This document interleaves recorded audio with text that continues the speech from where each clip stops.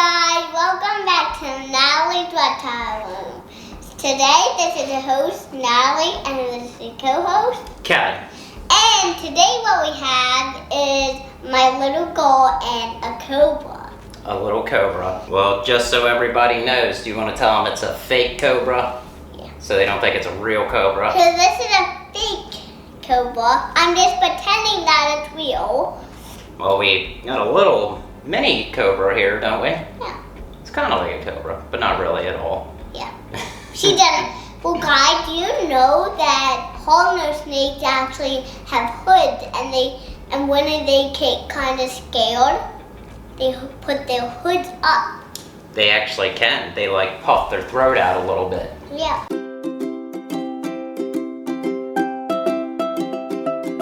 Today we are getting back into our mini-series of enclosure builds.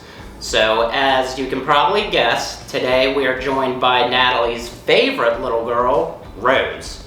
So you can probably guess whose enclosure we're doing today. But if you guys seen our last one, we did the Savannah Monitor enclosure. You remember doing that? Yeah, and guys, How does he like his enclosure? good. He really likes it. He's got plenty of room, right? Yeah. He likes that thing. And what do you think little Rose here thinks of her enclosure we have for her? I think she liked it. So just a little update here on Rose. She is doing absolutely awesome. She's eaten every single week, every single feed we've done for her. She always eats, and I mean, she is growing, isn't she? Yeah. I remember when she barely even fit in like the palm of your hand. Do you remember that? Yeah. Now she's like longer than your hand. Yeah. She is big. Yeah. So just like we mentioned in our previous enclosure build for the Savannah Monitor, there are a few things with the hognose snakes that are absolute necessities that are needed across the board. But as far as setting up the enclosure, what you're going to use as an enclosure, it's totally the owner's choice of what they pick and what they add as enrichment and everything like that. Yeah. Here today, the main thing we want to go over with you guys is those necessities that they absolutely need, some enrichment that we've added to our enclosure for you, and we will also leave links for everything that we discuss here in the description below. In our research, Natalie and I, we do some extensive research going through other YouTube channels, articles, other care sheets, and we basically find all of those necessities, the basic information, and we kind of do all that for you guys so you're not spending hours looking through all this stuff. Yeah. However, if you guys find something that we miss or something that you would have added, certainly let us know. We'd really appreciate that. Yeah. Right? But in our research, we saw some seriously cool enclosures for hognose snakes. Do you remember a lot of them? Of like the full setups on Snake Discovery, all the enclosures they did for them. Yeah. Those are some seriously cool enclosures. Some seriously cool ideas that people come up with. So we would even love if you guys shared on our Facebook group some of the enclosures for your hognose snakes. We would love to see how you guys do it, and we'd take some pointers, right? Yeah. Because you can always make it better. Yeah. Always. Yeah. Alright, so in this video here today, we are going to go over the heating and lighting for her. We're going to go over the substrate that we use. We're going to go over what we've added for enrichment and the enclosure itself. Sound good? Yeah. That sounds good. Let's do it. So to start, he's showing her off. You have her up here. Higher, higher, higher, higher. There she is. There she is. There's the derp. Say hi, derp. So let's start by telling them the substrate that we used. We used a aspen snake bedding. Again, we're going to include links to all this stuff that we use in the description below. But we're using aspen bedding for this, and basically what we did is we put a good like 4 or 5 inches. We basically added that in from the top of the slip down to give her like a good 4 or 5 inches, because hognose snakes like to what? Burrow! Burrow, exactly right. And guys, look what we bought. This is all the stuff we bought. Yep, we're going to be adding all that stuff for enrichment stuff. And Daddy's going to be in charge holding her. I'm going to be in charge holding her. And Natalie is going to do all the work. Okay. Okay, so. One other thing that we did want to go on before we show you guys all of this. So this here is a 40-gallon tank. A 40-gallon tank Exoterra front opening enclosure. So two big things with that. A 40-gallon for a hognose snake is going to be about perfect size.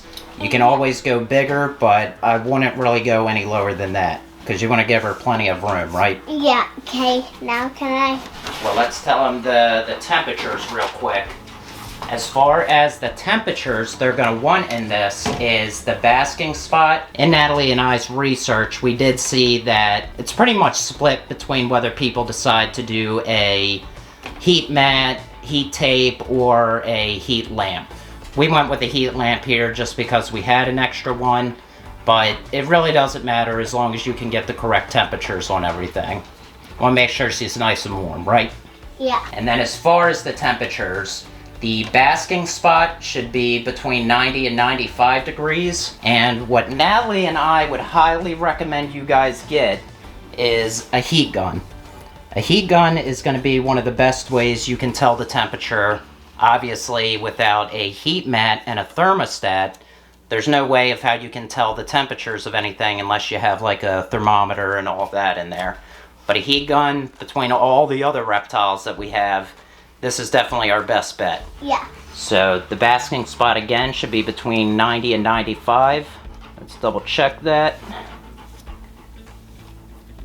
Okay. So our basking spot is about 93 degrees. The ambient temperature in the cage should be between 86 and 88 degrees, which should taper down to the cool side to about 75 to 85 degrees. And then again, the nighttime temperatures like 75, 70, somewhere in that range, right? Yeah. So next we are going to add the hides. Yeah. Go ahead. And what's the importance of a hide, Natalie? So they can hide and they can go under it. So Right. people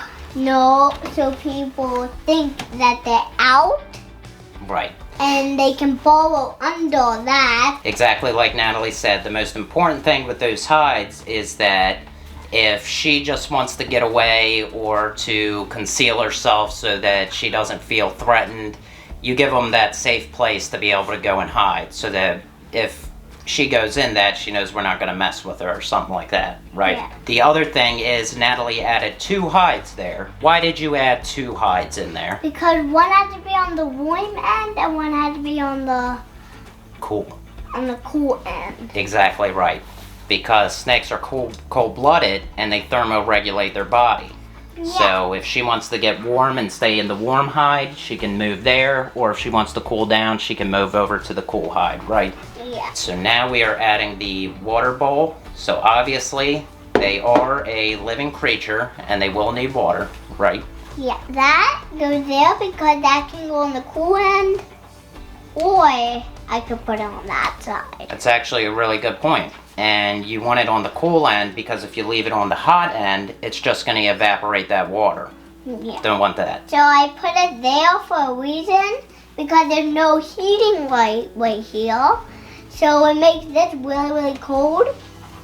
You're exactly right. Very good. So next we are adding in the cork bark and a couple branches. What's the benefit of that cork bark?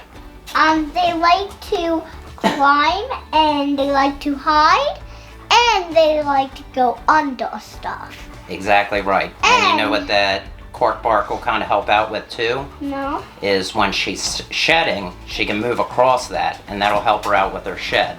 Yeah, and so it has kind of like spikes and it helps her get the shed off of her and it can rub against her.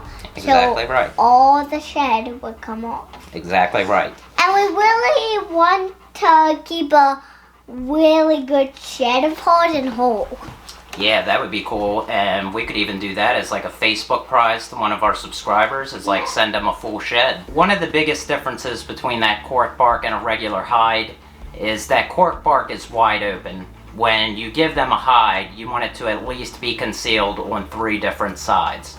That cork bark is straight through, so if she did decide to hide in there, it's not going to be sufficient. You need something that has at least like 3 closed sides, right? Yeah. So a lot of people will tell you that hognose snakes aren't arboreal. So do you remember what arboreal means? It means they like to climb. So they're not an arboreal species. However, I mean, you can go to hognose Facebook groups and you'll see plenty of videos of like hognose snakes climbing. All right, so what are we adding in next? These. Okay, so next Natalie is going to start adding in some foliage. Why don't you put that somewhere where it'll go like a little deeper in. And this can go And what's the good thing about the foliage? to hide, climb, and look, and hide. Yeah, and it's kind of, it makes it look more naturalistic. So next what we're adding is these 2 plants because they're really, really cute and pretty. I mean, not cute, they're pretty. Oh, wait a minute. Yeah, What? remember, try not to put it right under the heat lamp. But these things we got from the Dollar Tree. They were only $1, so we actually get a lot of our foliage from there. So rather than buying that $10, $20 reptile stuff, I'd recommend the Dollar Tree. Let's just spread them out a little more, like maybe put one over here. But just so that it doesn't go, just so it's not like right up against the light. And then those can kind of go around. And next up, we're adding this one because this one is going to be saved because this one is much prettier than this one. Oh, is it? Yeah. And this is just to add some more clutter to it so that, again, she can move around and she can feel concealed when she's moving around, right? And guys, you have to have one of these. The suction cup. Yeah. Yeah, that helps it stay on better, doesn't it? Yeah, but guys, I'm still talking like this. Croaky. Still And- croaky. Yeah. And it's still got a bit of a cough. And now this one can go over here. Where's the So kind of put that in like right in the middle on the back wall. right here? Yep. Perfect. Okay, guys, that's it. Very good. All right, and what's the last thing we need to add to this? I snake. The actual snake. So let's let her get in here. And, So there and you then go, girl. after this, we're gonna take that and this out. All right, so now we've added her in here. I think she likes it. You think she likes it? Yeah. She's like, oh, check this out. People like to call hognose snakes derpy. She is the derpiest. But that looks very, very good. You did a very good job. Yeah. Excellent.